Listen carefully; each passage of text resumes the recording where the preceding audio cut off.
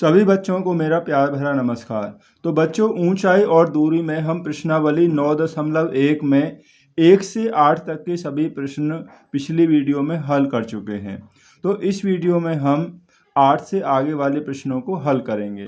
तो यहाँ पर बच्चों हमने जो क्वेश्चन नंबर 9 लिया है, तो क्वेश्चन नंबर 9 है कि एक मीनार के पाद बिंदु से यानी कि आधार से एक भवन के शिखर का उन्नयन कोण 30 अंश है और भवन के पाद बिंदु से मीनार के शिखर का उन्नयन कोण 60 अंश है। मीनार की ऊंचाई हमें 50 मीटर दी हुई है, हमें भवन की ऊंचाई ज्ञात करनी है बच्चों। ठीक है, तो बच्चों जो ऊंचाई और दूरी वाले प्रश्न होते हैं उन सभी प्रश्नों को हम डायग्राम की सहायता से हल करते हैं। ठीक है, तो यहाँ इसके लिए एक डायग्राम बना लेते हैं। देखिए, जैसा क्वेश्चन में दिया है पढ़ते जाइए और अपना डायग्राम बना लीजिए। ठीक है, अब जैसे यहाँ दिया है एक मीनार के पाद बिंदु से एक भवन के शिखर का उन्नयन कोण 30 अंश है। तो एक हमें भवन दिया हुआ है और एक मीनार दी हुई है। ठीक है ना बच्चों, तो ये हमने एक ज़मीन का स्तर मान लिया, ज़मीन, और यहाँ पर हमने मान लिया कि ये एक मीनार है। ठीक है, हमने एक मीनार यहाँ पर मान ली है, इसे बच्चों मान लेते हैं कि ये एक PQ मीनार है। ठीक है, हम बस जस्ट एक इमेजिन कर रहे हैं कि जो मीनार है हमारी वो एक PQ है और इधर साइड में हम मान लेते हैं कि ये एक भवन है। ठीक है, ये एक भवन हमने मान लिया और इसे भी नाम हम दे देते हैं कोई भी AB। ये हमारा भवन हो गया। ठीक है ना बच्चों, अब यहाँ पर जो क्वेश्चन में हमें दिया हुआ है कि मीनार के पाद बिंदु से यानी कि यहाँ से जो मीनार है, इस मीनार का पाद बिंदु यानी आधार से भवन के शिखर का उन्नयन कोण, भवन का शिखर क्या है, ये A है, ये इसका शिखर है। तो ये वाला जो उन्नयन कोण है, देखिए ये हमें कितना दिया हुआ है, ये इसमें है 30 अंश, ये हो गया 30 अंश। ठीक है ना, और इसके बाद दिया है कि भवन के पाद बिंदु से यानी कि भवन के आधार से, यानी भवन का आधार ये हो गया, और मीनार का शिखर से उन्नयन कोण, ये इसका शिखर हो गया मीनार का। तो यहाँ आधार से मीनार के शिखर का जो उन्नयन कोण होगा, ये कितना दिया हुआ है, ये है 60 अंश। ये हमें यहाँ पर 60 अंश दिया हुआ है। और फिर क्वेश्चन में ये भी लिखा हुआ है कि यदि मीनार की ऊंचाई 50 मीटर है, तो ये मीनार है तो इसकी ऊंचाई जो होगी ये है 50 मीटर। ठीक है, तो हमें इस भवन की ऊंचाई निकालनी है, इसे हम मान लेते हैं बच्चों कि ये भवन H मीटर ऊंचा है। ठीक है ना, तो इस तरीक़ा से अपनी आप एक लैंग्वेज भी बना देंगे, क्योंकि ऊंचाई और दूरी में बच्चों लैंग्वेज के भी नंबर दिए जाते हैं। ठीक है, तो लैंग्वेज हो जाएगी जैसे हमने डायग्राम बनाया है, इस आधार को आप X मान लीजिए। ठीक है ना, ये हमने मान लिया X मीटर। माना PQ एक 50 मीटर ऊंची मीनार है और AB एक H मीटर ऊंचा भवन इस प्रकार स्थित है कि मीनार के आधार से भवन के शिखर का उन्नयन कोण 30 अंश और भवन के आधार से मीनार के शिखर P का उन्नयन कोण 60 अंश है। ठीक है, ये हमारी लैंग्वेज हो जाएगी। तो बच्चों इस प्रकार से हमने यहाँ पर ये लैंग्वेज लिख ली है। ठीक है नी, अब देखिए यहाँ से आगे, तो पहले हम लेंगे समकोण त्रिभुज। हमारे PQB में हमारे पास दो समकोण त्रिभुज, एक तो हो गया PQB और दूसरा हो गया AB और Q।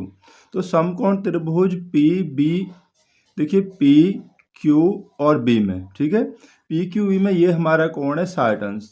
इसके लिए लंब ये हो जाएगा PQ और ये हो जाएगा आधार। तो हम यहाँ tan ले लेते हैं बच्चों। ठीक है नहीं, तो tan थीटा, तो tan कितना है हमारे पास, tan 60 अंश बराबर लंब बटे आधार, इसकी लंब हो जाएगा PQ और आधार हो जाएगा BQ। ठीक है नहीं, देखिए tan 60 होता है √3। ठीक है, tan 60 का मान कितना होता है बच्चों, √3 होता है।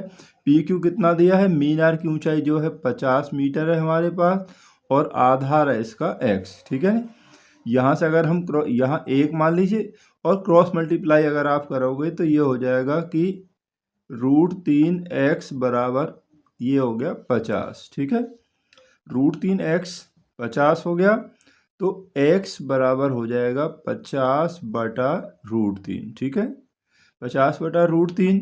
यहाँ पर आप क्रॉस मल्टीप्लाई कर लीजिए, थोड़ा सा इसे सॉल्व कर लीजिए, नहीं यानी कि √3 से अंश और हर में गुणा कर लेंगे, जिसे हम बोलते हैं बच्चों हर का परिमेयकरण। ठीक है, तो ये हो जाएगा 50√3/3 हो गया। ठीक है, ये x का मान हमें प्राप्त हो गया बच्चों, इसे हमने मान लिया समीकरण ए। तो अभी तो हमने लिया है समकोण त्रिभुज PQB में।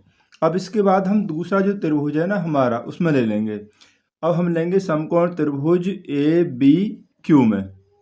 ABQ में यहाँ पर हमें एंगल दिया है 30 अंश।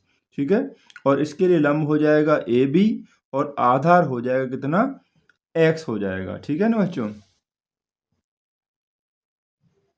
तो हमने बच्चों यहाँ पुनः समकोण त्रिभुज ABQ में लिया है, जिसमें हमें एंगल दिया है 30 अंश। तो tan जो थीटा होता है लंब बटे आधार। अब देखिए यहाँ पर जो 30 हमारा एंगल है, इसके लिए लंब हो जाएगा AB, जिसका मान यानी कि भवन की ऊंचाई जो हमने मानी है वो h है, और ये हो जाएगा आधार। आधार वही रहेगा दोनों के लिए, और आधार हो गया BQ, जिसका मान है x मीटर। ठीक है, तो यही हम अपने इसमें रख देंगे क्वेश्चन में। तो tan 30 का मान होता है 1/√3, तो बराबर AB, और AB भवन की ऊंचाई जो हमने मानी है h, और BQ हमारे पास है x। तो यहाँ से फिर क्रॉस मल्टीप्लाई कर दीजिए आप। ठीक है, जब हम क्रॉस मल्टीप्लाई करेंगे तो देखिए क्या हो जाएगा हमारे पास कि √3h बराबर x की 1 में होगी तो यह आ जाएगा x ही हो जाएगा। ठीक है नहीं, इक्वल टू, तो √3h बराबर, ये हमारा समझ लीजिए आप सेकंड इक्वेशन है। ठीक है ना, ये सेकंड हो गया। अब हमारे पास देखिए बराबर h, और x का मान हमने समीकरण 1 में निकाल लिया है कितना, 50√3/3।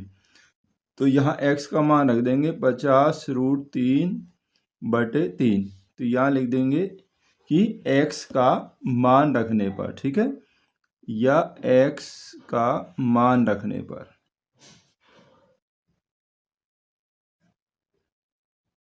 ठीक है, यहाँ हमने x का मान बच्चों रख दिया है।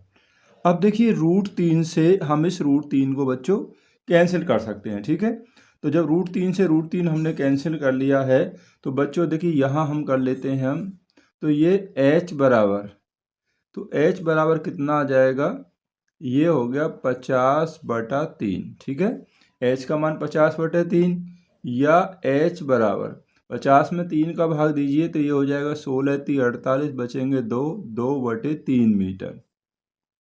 तो h हमने क्या मानी है, भवन की ऊंचाई। तो बच्चों भवन की जो ऊंचाई हो जाएगी 16 सही 2/3। ठीक है, और भवन से यदि मीनार की दूरी पूछी जाएगी तो वो देखिए हमने x ली है, तो x का मान हमारे पास ये आ गया है। तो दूरी जो होगी वो 50√3/3 हो जाएगी। ठीक है नहीं, अगर हमें दूरी पूछता है कि भवन जो है वो मीनार से कितनी दूरी पर स्थित है। ठीक है ना बच्चों, तो आइए इससे आगे वाला क्वेश्चन नंबर 10 देखते हैं। तो क्वेश्चन नंबर 10 है बच्चों, ये क्वेश्चन बच्चों बोर्ड एग्जाम की दृष्टि से बहुत ही इंपॉर्टेंट है, वेरी वेरी इंपॉर्टेंट क्वेश्चन है बच्चों ये। तो क्वेश्चन है, एक 80 मीटर चौड़ी सड़क के दोनों ओर आमने सामने समान लंबाई वाले दो खंभे लगे हुए हैं। जो खंभे कैसे हैं, उनकी दोनों की लंबाई कैसी है, समान है यानी बराबर है। इन दोनों खंभों के बीच सड़क के एक बिंदु से खंभों के शिखर की उन्नयन कोण क्रमशः 60 अंश और 30 अंश है।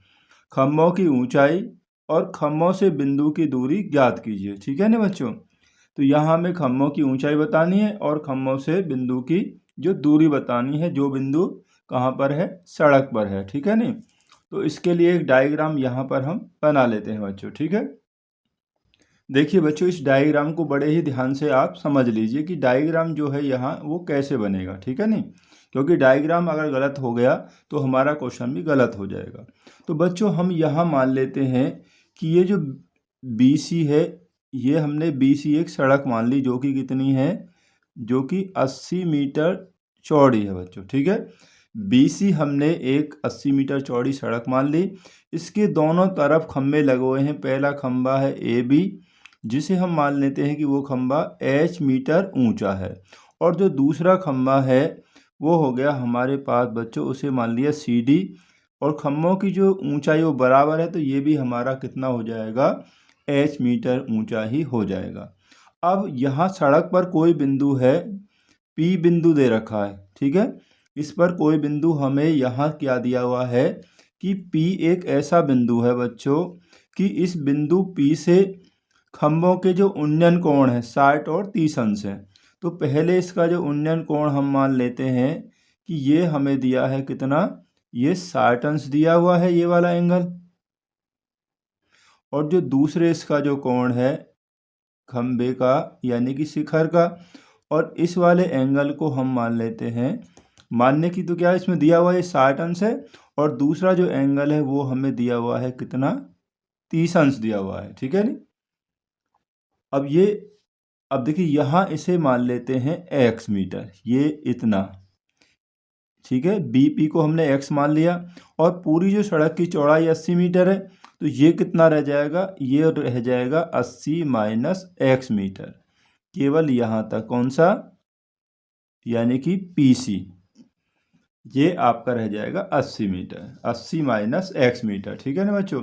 तो इस तरीक़ा से हमारा ये यहाँ पर डायग्राम बन गया, और इसमें हमें दो त्रिभुज प्राप्त हुए, ABP, और दूसरा त्रिभुज है PCD, ठीक है। दोनों ही समकोण त्रिभुज हैं, एक का एंगल 60 है और दूसरे का 30 है। तो अपनी ये इस तरीक़ा से थोड़ी सी एक लैंग्वेज लिख लीजिए और फिर क्वेश्चन को सॉल्व कर लीजिए। तो बच्चों ये हमने इस प्रश्न की एक छोटी सी लैंग्वेज यहाँ पर लिख ली है, ठीक है नहीं। अब हम लेंगे समकोण त्रिभुज ABP में, ABP में ये 60 अंश है, तो यहाँ इसको लेते हैं tan थीटा ले लेते हैं बच्चों हम, tan थीटा यानी कि tan 60 अंश। tan ही क्यों लिया, क्योंकि बच्चों देखिए हमें यहाँ पर खंभे की ऊंचाई लंब ज्ञात करना, ये इसका आधार है, इसके सामने वाली जो भुजा है लंब होती है और ये आधार हो गया, 90 के सामने हमेशा होता है कर्ण, तो tan थीटा हो गया लंब बटे आधार, इसके लिए लंब हो जाएगा AB और आधार हो गया आपका PB, ठीक है। अब tan 60 का जो मान है वो √3 होता है, और AB यानी खंभे की ऊंचाई H दी हुई है, और वो हमने मान लिया आधार इसका X मान लिया यहाँ पर, ठीक है। क्रॉस अगर मल्टीप्लाई करेंगे तो ये हो जाएगा बच्चों H बराबर √3x, ठीक है। H बराबर यहाँ पर हमारे पास आ गया है √3x, ठीक है, ये हो गया। इसे आप समीकरण नंबर 1 भी बच्चों मान सकते हैं।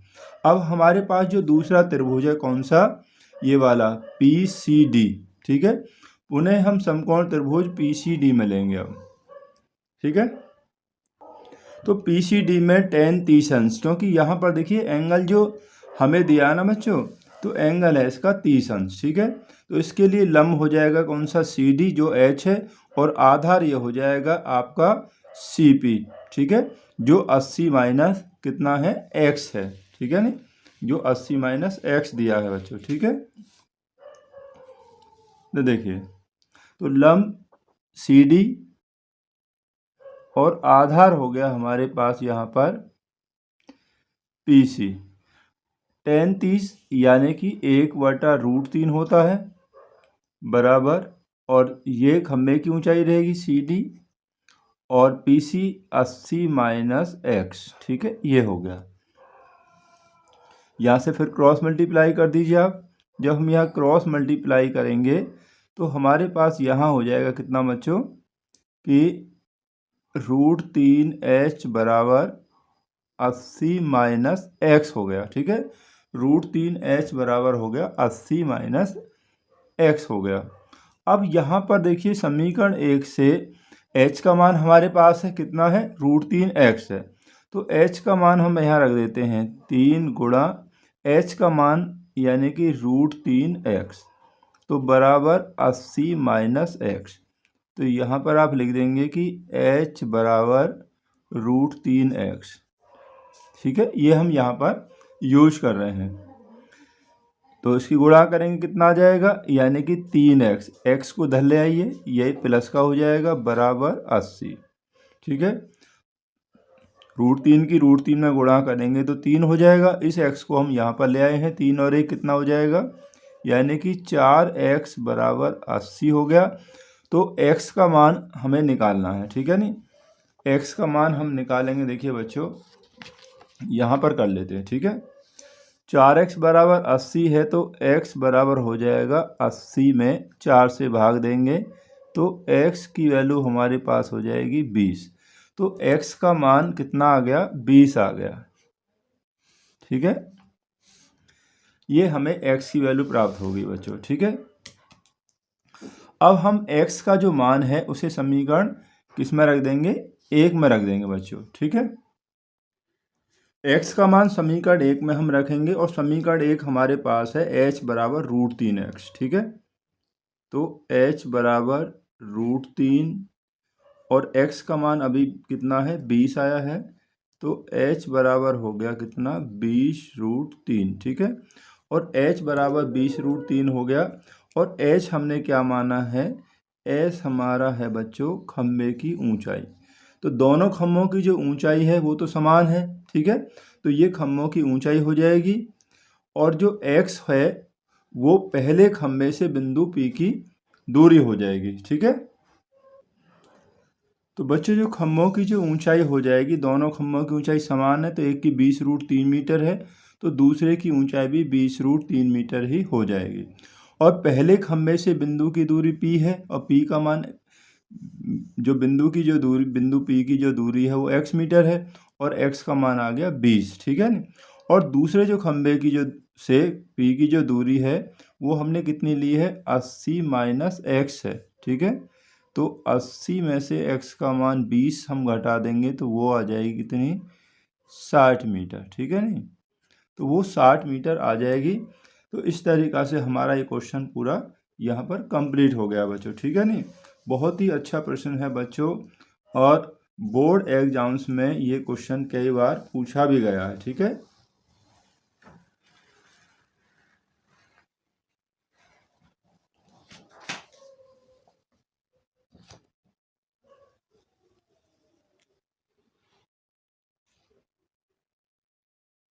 तो क्वेश्चन नंबर जो 11 है बच्चों अपनी बुक में ही देखिए, देखिए यहाँ पर एक नहर के एक तट पर एक टीवी टावर ऊर्ध्वरत खड़ा है, ये वाला टीवी टावर, ठीक है नहीं। और टावर के ठीक सामने दूसरे तट से एक अन्य बिंदु से टावर के शिखर का उन्नयन कोण 60 अंश है। ये टावर है, ये हमारी जो है BC एक नहर है, इसके दूसरे बिंदु इस पर C पर इसका जो उन्नयन कोण है वो 60 अंश है, ठीक है। फिर आगे क्या कह रहा है कि इसी तट पर इस बिंदु से 20 मीटर दूर और इस बिंदु को मीनार के आधार से मिलाने वाली रेखा पर स्थित एक अन्य बिंदु से टावर के शिखर का उन्नयन कोण 30 अंश है। यानी इस बिंदु से 20 मीटर पीछे हटे हैं और यहाँ पर बिंदु D से इस टावर के शिखर A का जो उन्नयन कोण है वो अब 30 अंश हो गया है, ठीक है। तो हमें नहर की चौड़ाई, ये जो नहर है से ये BC नहर है, इसकी चौड़ाई आप x मीटर मान लेना और इस टावर की ऊंचाई हम मान लेंगे कितनी, h मीटर, ठीक है। डायग्राम हमें यह बना हुआ है, बहुत ही आसानी से इस क्वेश्चन को हम अब हल कर लेंगे। तो बच्चों ये हमें एक डायग्राम दिया हुआ है, ठीक है। यहाँ पर हमारे पास दो समकोण त्रिभुज हैं AB और C, इसका जो कोण है वो 60 अंश है और जो दूसरा है ABD, इसका एंगल जो हमें 30 अंश दिया हुआ है, ठीक है। तो पहले आपको ये समझ लेना है जो बड़ा कोण होता है वो पास में होता है, छोटा कोण हमेशा दूर होता है, ठीक है। अगर आप कंफ्यूज ना हो तो इसलिए आपको ध्यान रखना है कि छोटा कोण हमेशा दूर होगा, जैसे टावर से को एंगल बने हैं तो ये दूर होगा, ये पास में होगा बड़ा वाला। तो समकोण त्रिभुज ABC में यहाँ पर 60 अंश है तो tan ही ले लेते हैं, ठीक है नहीं, tan 60 अंश। लंब बटे आधार, लंब हो गया AB और आधार होगा BC, ठीक है। बच्चों इसकी जो लैंग्वेज है आपको स्वयं ही लिखनी है, ठीक है, क्योंकि मैंने पहले क्वेश्चन में बता दिया। इसी तरीक़ा से आप इसकी लैंग्वेज लिख लेंगे और क्वेश्चन में लैंग्वेज लिखी होती है उसी से आप मदद ले लेंगे, ठीक है नहीं। tan 60√3, ठीक है। tan 60 का मान AB, टावर की ऊंचाई h और यहाँ आधार हो गया हमने लिया है x, ठीक है नहीं। क्रॉस मल्टीप्लाई अगर हम करेंगे तो ये हो जाएगा कि h बराबर √3x, ठीक है। h बराबर कितना आ गया हमारे पास, यहाँ हो गया h बराबर √3x। ठीक है, अब हम दूसरा त्रिभुज लेंगे, समकोण त्रिभुज ABD में। तो जो ABD है हमारा समकोण त्रिभुज, इसका एंगल 30 अंश है। ठीक है, तो tan 30, यहाँ भी tan ले लेते हैं। ठीक है नहीं, तो tan थीटा होता है लंब बटे आधार, इसके लिए लंब ये होगा AB। तो लंब बटे आधार, आधार यहाँ से यहाँ तक हो जाएगा बच्चों, यानी कि BD। ठीक है नहीं, ये अब tan 30 मान होता है tan 30 का 1/√3। AB टावर की ऊंचाई जो हमने h ली है, और देखिए अब आधार जो यहाँ से यहाँ तक है ये हो जाएगा x + 20। ठीक है, कितना हो जाएगा x + 20 हो जाएगा। क्रॉस मल्टीप्लाई कर लीजिए यहाँ से। ठीक है, यहाँ से जब हम क्रॉस मल्टीप्लाई करेंगे तो हमारे पास यहाँ हो गया बच्चों की √3h बराबर x + 20। ठीक है, √3h बराबर कितना आ गया, x + 20 आ गया। ठीक है, अब देखिए आप h का मान यहाँ समीकरण 1 से रख दिए, h बराबर कितना है, √3x है। तो √3 और h की जगह हमने रख दिया कितना, √3x। ठीक है, तो x + 20। ठीक है, हमने किसका मान रखा है बच्चों, हमने जो यहाँ पर रखा है h का मान, h बराबर है कितना, √3x। ठीक है, आप ऐसे भी लिख देंगे कि समीकरण 1 से h का मान समीकरण 2 में रखने पर। ठीक है, अब यहाँ कितना आ जाएगा, 3x हो जाएगा। ठीक है, इस x को इधर ले आइए, प्लस का है तो माइनस का हो जाएगा, बराबर 20। √3 में √3 से करेंगे तो 3 बचेगा, 3x, इस x को इधर ले गए, -x, 3 में से यहाँ पर 1 घटेगा तो 2x बराबर 20। तो x बराबर कितना हो जाएगा, x बराबर हो गया 10। और x क्या माना है, नहर की चौड़ाई। ठीक है, x बराबर हमारे पास 10 हो गया। अब x का जो मान है उसे समीकरण नंबर किस में रख देंगे, 1 में हम रख देंगे। और समीकरण 1 हमारे पास है h बराबर √3x। ठीक है, यहाँ देखिए ये हमारा जो h बराबर √3x है, यही हमारा बच्चों समीकरण 1 है। ठीक है नहीं, तो h बराबर √3x का मान कितना है, 10 आया, तो ये हो जाएगा 10√3।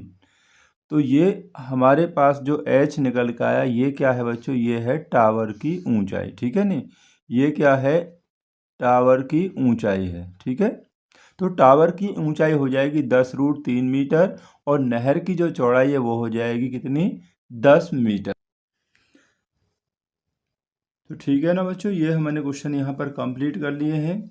और इस वीडियो में बच्चों हमने इन्हीं 3 प्रश्नों को हल किया, क्वेश्चन नंबर 9, 10 और 11। ठीक है, और बाकी वाले जो क्वेश्चन रहे हैं उसे हम अगली वीडियो में हल करेंगे। तो वीडियो आपको कैसी लगी हमें ज़रूर बताएं, और वीडियो देखने के लिए आप सभी का बहुत बहुत धन्यवाद।